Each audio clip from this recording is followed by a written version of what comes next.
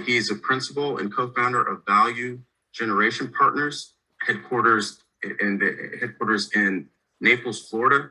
In his 35-year career, he traveled around the globe, facilitating workshops with colleagues in China, UAE, Singapore, India, Japan, Korea, Mexico, the UK, France, Germany, and Poland. As a Value Generation Partners principal, Rod is the subject matter expert facilitating its organizational excellent workshops, consulting, coaching, and project mentoring. Please give a warm welcome to Rod in his presentation. Thank you. Thank you, Adam. I hope you can all hear me okay and see my screen. So if Yes. not, please Yes. sounds like it. Well, I checked the poll right before you introduced me, and it looked like we had about 41 responses. And the poll was really 3 questions about exposure level to parallel thinking and 6 thinking hats. So it ranged from some that have had no exposure to those that are well informed. So I hope there are nuggets of gold in here for each of those levels of exposure to parallel thinking and 6 thinking hats. So again, thank you for that nice introduction, and thank you for allowing me to guide this brief overview of parallel thinking and 6 thinking hats. I would suggest, regardless of your role, whether you're a leader, a manager, a facilitator, a project manager, leading teams and individuals through the thinking process, I think you'll find that key to success for any initiative. So I was first introduced to parallel thinking and to Bono's 6 thinking hats over 25 years ago. The company I worked for at the time had the 6 thinking hats posters in virtually every conference room or workroom, and it was highly stressed that we used those modes of thinking for any initiative or meeting or whatever. So, however, at the time, parallel thinking was not formally incorporated into our Lean Six Sigma training curriculums, whether it was yellow belt, green belt, or black belt. But I think you'll find that these parallel thinking modes are a perfect fit for any of the Lean Six Sigma tools and the methodology. So through this overview, I hope you find that parallel thinking is basic to effectively working through the Lean Six Sigma DMAIC methodology. And as we explore parallel thinking and 6 thinking hats, I'm confident you'll find it useful to apply to a variety of approaches and methodologies.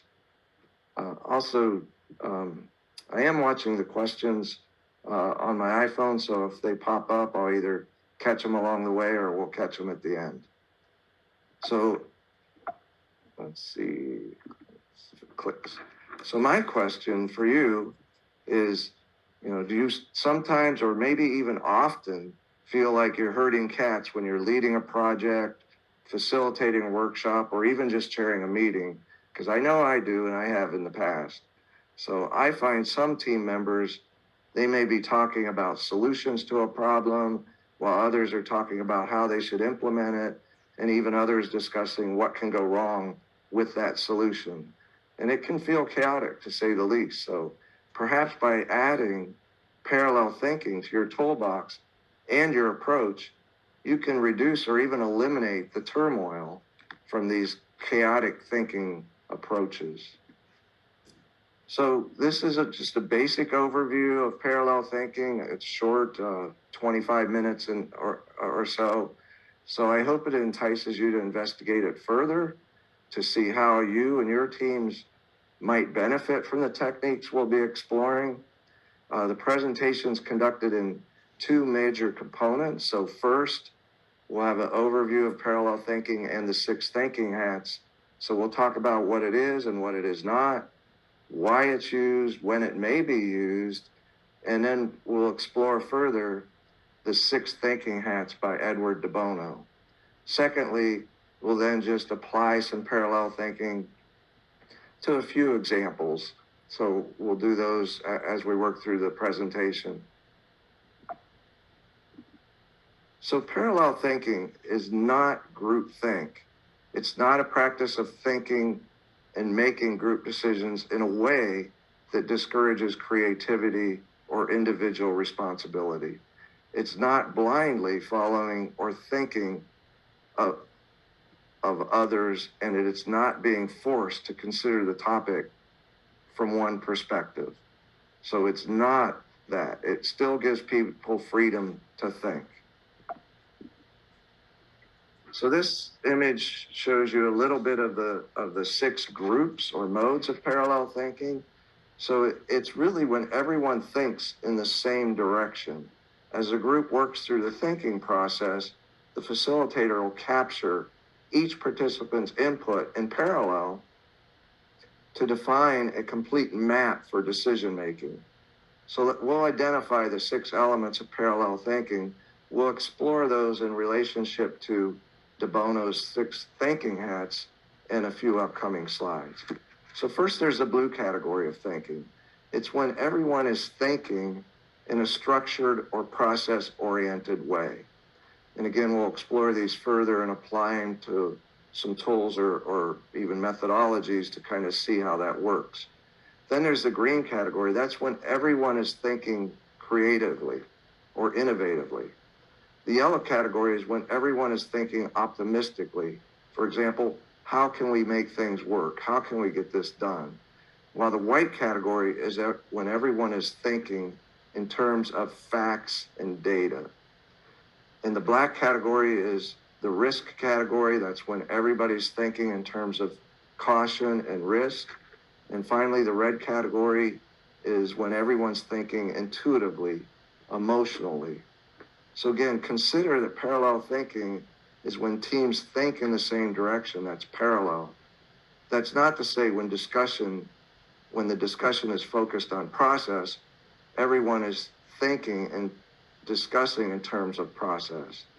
That is to say, pardon me, if the thinking is switched to creativity or innovation, then everyone thinks in those terms. Parallel thinking does not permit members to cross-think categories, and it results in a richer, more productive discussion and outcome. So I keep using the term thinking, but it is also how we're discussing as well. So if we're thinking in terms of the blue process approach, then we're discussing things in terms of process or structure. So parallel thinking is used to eliminate chaotic thinking, where individuals are thinking in different terms at the same time, such as risk versus innovation or facts versus emotion. So by eliminating that chaos in thinking, there's focus and order in the thinking process, and it results in a faster and richer result or outcome. So here's a few examples of when parallel thinking might be useful and productive. So we'll discuss a few elements of parallel thinking applied to each example, realizing that in any one of these examples, you may use all 6 modes of parallel thinking as you work through any one of these particular examples. So for example, you're in a strategic planning meeting. So you may ask everyone to, and we'll kind of talk in terms of these metaphorical hats that Bono identified, but you may ask everyone to think in terms of the green creative mode of thinking to generate ideas for strategic objectives for the upcoming year to 3-year strategic plan. You may at some point in that strategic planning process switch to the black risk thinking hat to determine what could go wrong with a strategic objective and how would you mitigate that issue that could go wrong with that objective. In chairing a meeting, you may start and finish the meeting with the blue process thinking. That is, you may kick the meeting off with an agenda and assignments and time limits, and you may close the meeting with a 3W action plan, who, what, when, in preparation for the next meeting. Even though as you work through the agenda of the meeting, you may switch modes of thinking through the different hats as well.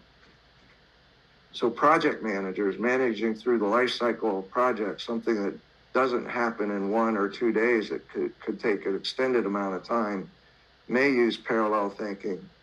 For example, the project plan. For each project meeting, if they're reviewing the project plan, they're really thinking in terms of that blue process thinking, keeping people in that thinking mode where they're really looking at process. But when it comes to working on the risk management plan, they may switch that to the black risk thinking process. As we switch over to problem solving, you may use this red intuitive thinking for defining potential causes of a problem, or the green innovative thinking for developing a list of potential solutions. And then last one I'll touch on now is the process improvement. But when we document the current state process in a process improvement initiative, we really are using that white fact-based thinking. We're documenting the process as it exists now. How does it work today? What are the facts? What is the data? So, but by applying this parallel thinking to any of these examples, I would submit the sessions would be more productive with less conflict. So let's dive a little deeper into De Bono and the 6 thinking hacks. So,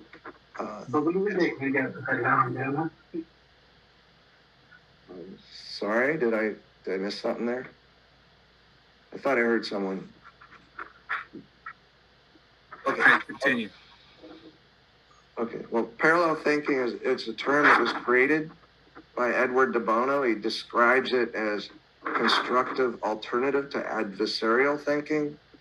And De Bono, to give a lot of credibility to this, he's the author of the 6 Thinking Hats, and that's a book that defines an approach for teams to conduct parallel thinking, thereby promoting focus, creativity, and productive participation. It's based on 6 symbolic hats of a specific color and purpose, which may be worn metaphorically to direct thoughts in order to achieve a desired outcome.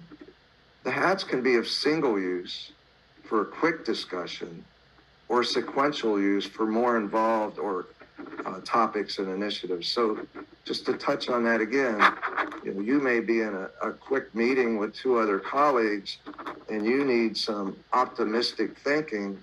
So we're using that yellow thinking hat to discuss an optimistic approach to implementing a solution. For example, while if you're working through the DMAIC methodology, you may be using all of these 6 modes of thinking as you work through the various phases. So De Bono even felt that it could be made fun, almost like a game, to use the correct hat. And just a little background on De Bono, he was born in 1933, he died just this past year, June of 2021. And he was a physician, a psychologist, an author, inventor, a philosopher, and a consultant. He had published 85 books that have been translated into 46 different languages. He also held faculty appointments at the University of Oxford and Cambridge. And in 2005, he was nominated and reached the short list for the Nobel Prize in Economics. So you could find that schools from many countries still include De Bono's thinking tools in their curriculums as well. So by leading teams through the process of wearing and switching between the 6 hats, the teams become more cohesive and productive than left to just random thinking. So parallel thinking indicates that all participants wear the same color hat at the same time. And again, this is a metaphor, metaphorically wearing these hats. So you're really trying to get people to think in terms of a particular mode, whether it's the blue hat, the green hat, or the white hat. So let's dive into the specific hats. So keep in mind, as we talk through the 6 thinking hats, they're a metaphor for directional thinking, and they're not a description of past thinking. So just some of the benefits of using this parallel thinking process. It provides a collaborative team environment while finding value and mitigating risk. It increases focus on the goals and outcomes, and it really provides a structure for team dynamics and thinking. It also provides a consistent approach for generating and evaluating ideas and an approach for effectively thinking as teams. So let's go back to the blue hat for a moment. It focuses on ensuring the thinking process is followed through action and structure. So the blue mode of thinking, the blue thinking hat, is said to be thinking about thinking. And when you serve as a facilitator or project manager, think in terms of serving as a conductor of an orchestra. So workshops or meetings may begin with an agenda and end with a summary, such as conclusions and assignment, where you start and end with the blue hat. So when using the process hat, it's not about the subject, it's how we think about the subject. The yellow hat requires an optimistic approach to finding value and benefits from an outcome. It's not about hope, like winning the lottery. Rather, it's how can we make it work? How can we make it happen? The yellow hat's about defining the benefit of achieving the goal and completing the project. The red hat's the emotional or intuitive approach of ideation. It's based on instinct. So you may express a feeling as in this way of thinking, but not necessarily a solution on how to feel better or fix or even change that feeling. And you don't have to justify the emotion. The black hat considers decisions and reasoning with careful understanding of risks. It's about caution, even survival, and it needs to be logical, not like the red hat, which is emotional. So the green hat is the creative or the innovative hat. We use this to generate new ideas and alternatives. It's about movement. It's like a stepping stone from one idea to the next, where the next could be a better idea. And finally, the white hat, it emphasizes factual understanding through data and information. Participants, they must be neutral and objective. It's not an interpretation of the data. Rather, it's striving toward pure facts. And I'd like to note with the white hat, the objective or fact-based hat, there are two tiers of facts. The first tier, or most maybe powerful tier, are those facts that are checked and proven to be true. The second tier are facts that are believed to be true.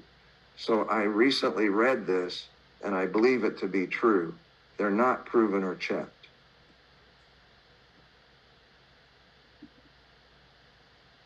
So perhaps we could apply this to a family vacation, maybe a lighter hearted example. But for example, your neighbors, your parents, 3 kids and a dog, they mentioned to you that they want to start planning a family vacation. They know you're a Lean Six Sigma practitioner, and although they're not really sure what that means, they've heard your stories of projects you've led and workshops you've facilitated, and wanting the best possible family vacation, they've asked you to facilitate it for them. So it could go like this. You could walk into this family meeting and everyone just starts yelling out their ideas. The kids want to go to Disney World, mom wants to do a relaxing beach vacation, and dad insists on golfing, and so the fight begins. Or it could go like this. You kick off this family vacation planning meeting, everyone puts on the blue process hat, and you review the approach and steps you plan to take to design the perfect family vacation. Once everyone understands that process, you can switch to the green creative hat and brainstorm ideas for the type and location of vacation. After you've completed that list of vacation ideas, you switch to the white objective hat to determine the budget, the date, and length of vacation. You can use the budget and timing and length to refine the type and location of vacation, and then use that black caution hat to determine the risks and mitigations for the vacation. What could go wrong? we could forget our luggage. If it's a cruise, we could get seasick. So how do we mitigate that? But then you have the family put on the yellow optimism hat so they can determine how to make that the most fun and exciting vacation, such as if it's a cruise, they could take shore excursions or something like that. So that's maybe a little more of a lighthearted example.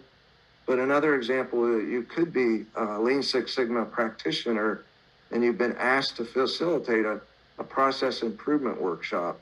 It's intended to reduce lead time and increase first-time quality. So if we look at facilitation from the perspective of parallel thinking, you may kick off this workshop. Let's say it's a 2-day, 3-day kind of Kaizen workshop, and you may kick that off with the agenda and ground rules such as the blue hat.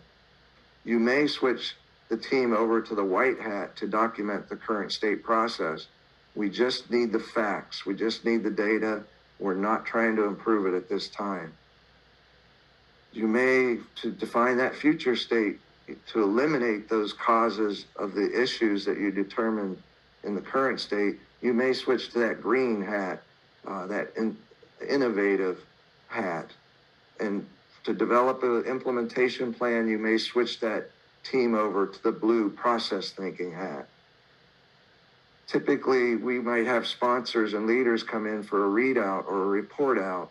So we prep that workshop team with the yellow optimistic hat. We want them to do the report out, and we need them to be in 100% agreement and optimistic about the solutions they intend to implement. So there's a couple examples. We could even think in terms of the Lean Six Sigma toolbox. So you have the toolbox that's full of tools. And of course, we have the methodology: define, measure, analyze, improve, and control. But here, so let's think in terms of different approaches we use as we work through the methodology. So in the define phase, we're creating that project charter, the project plan, the communication plan. And there, we're thinking in terms of the blue process hat. When we go into the measure phase and we're documenting like our SIPOC or our current state swim lane map or input-output process map, we're really using that white hat, just the facts, just the data. Sometimes in the improve phase, after we conduct the solution selection matrix, we'll do an FMEA against those solutions that we care to implement, and we want to determine what can go wrong and how to mitigate that. And there we'd be using the black hat, that caution hat, that risk hat. So I believe as you think through, the Lean Six Sigma methodology and the tools that you use, you could start to tie these different modes of thinking or these different color of hats to the variety of tools that you're going to use. So I heard this, I think it was yesterday or the day before, someone in their presentation talked about tools versus culture. They didn't necessarily have this slide, but it did resonate.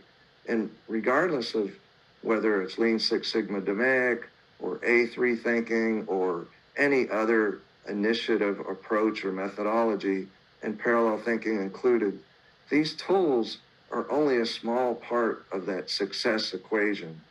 So we really want to look for that tipping point of that cultural transformation where these would be adopted and used and understood by everyone. And the other thing that I'd like to touch on are your teams. So I always like this little Google definition of what they call the perfect team. But there are two key elements in having this successful team.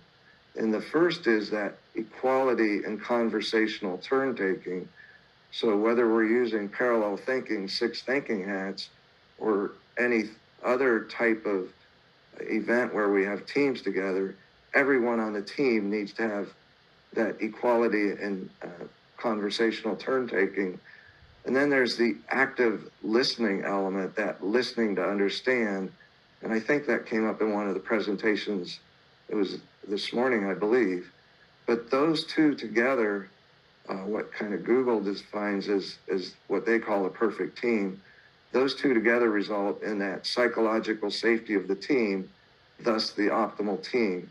So I'd like to keep these two slides in mind, that this is a cultural thing and there's important aspects of the team as well. So I'm not even sure of my time now. I think there's more time left, but Yes. if there's Jeff, 8 minutes.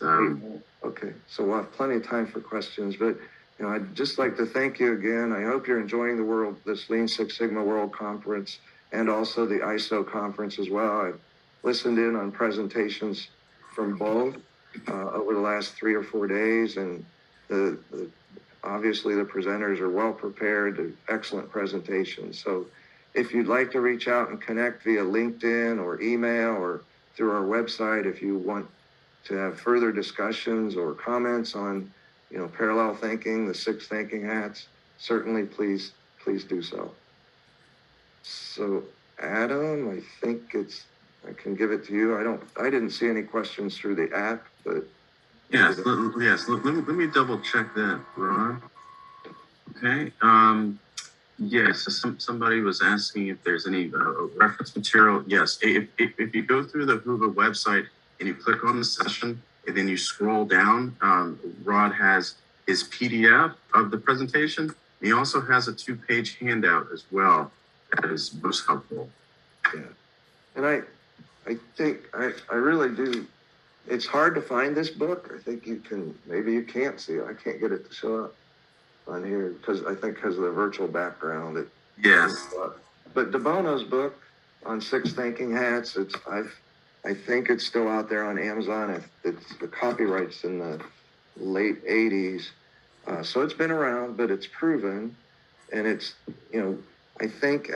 I believe as practitioners, whether it's, Lean Six Sigma or Design for Lean Six Sigma or A3 thinking, I really feel we already use these parallel thinking modes as we work through the methodologies and the tools. We just aren't prescriptively talking about it. We just use it. Yeah. Yes. And Ron, also when you're working with your clients and customers, what's one of your biggest challenges you see when you're trying to find a value and get people, to point B?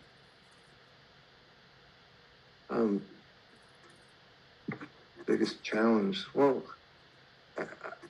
when we put out statements of work or SOW to our customers, we're extremely detailed on what their desired outcomes are. So, and who's engaged in this, who's involved in this.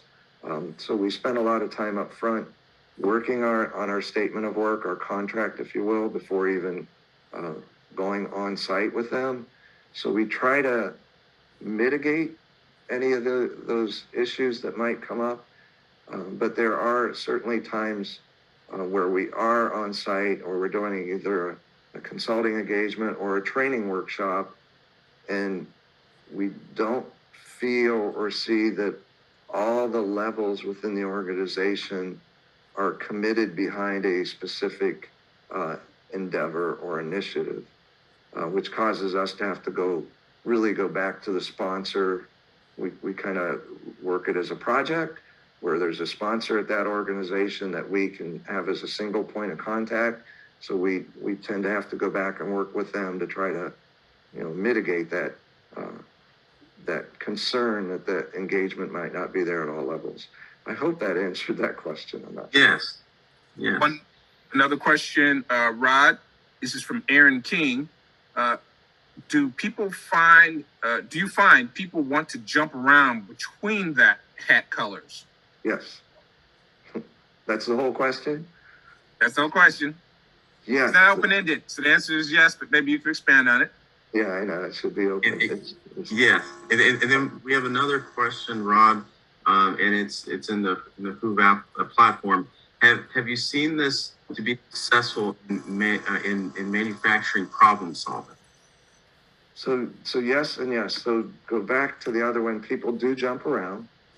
And I think anybody that facilitates someone through either the Domaic methodology or a Kaizen workshop or whatever you call it these days, I just call it a workshop. People tend to want to jump around. So what I find is that the ground rules at the very beginning become very important, whatever the endeavor is. So the ground rules are created not by the facilitator such as me. The ground rules are created by everyone, and they're always available to pull people back to. So we have the charter, we have the ground rules, we pull them back to that when they switch between modes of thinking. And the other was, do they see it successful in the manufacturing world? Was that how that one went? Yes. Have you seen this be successful in manufacturing problem solving? So yes. So I don't, again, get real prescriptive about the 6 thinking hats. I don't go in and say, okay, we're going to use the Bono's 6 thinking hats, and here's what the blue hat is, here's what the black hat is, and the white hat, and so on. I use the tools in the toolbox to manage the way of thinking. So if we're working on a solution selection matrix, we should only be thinking creatively. What are potential solutions that we can then evaluate with impact effort or something? So I keep pulling them back to the tool. If it's FMEA, we should be trying to figure out what the potential failure mode is, what's the severity, can we detect it, which is somewhat that, black caution way of thinking. So use the tools. I don't come out and say, hey, we got 6 hats. I don't kind of flip them around even metaphorically. I just bring them to the tools. One quick question in the chat. Do you need to train on 6 hats? So to me, the facilitator, I think some level of it should be part of Lean Six Sigma curriculums, whether it's green belt, black belt, yellow belt, and so on. But the facilitator of whether it's a project manager or facilitating a workshop, I think that that individual or those teams need to be versed on these 6 modes of thinking. Again, 25 plus years ago, the organization I worked for then, they did training on 6 hats. They had posters everywhere, and we used those. But I don't see that, specifically that 6 hat poster in places these days. We use the tools in our toolbox. I hope that helped.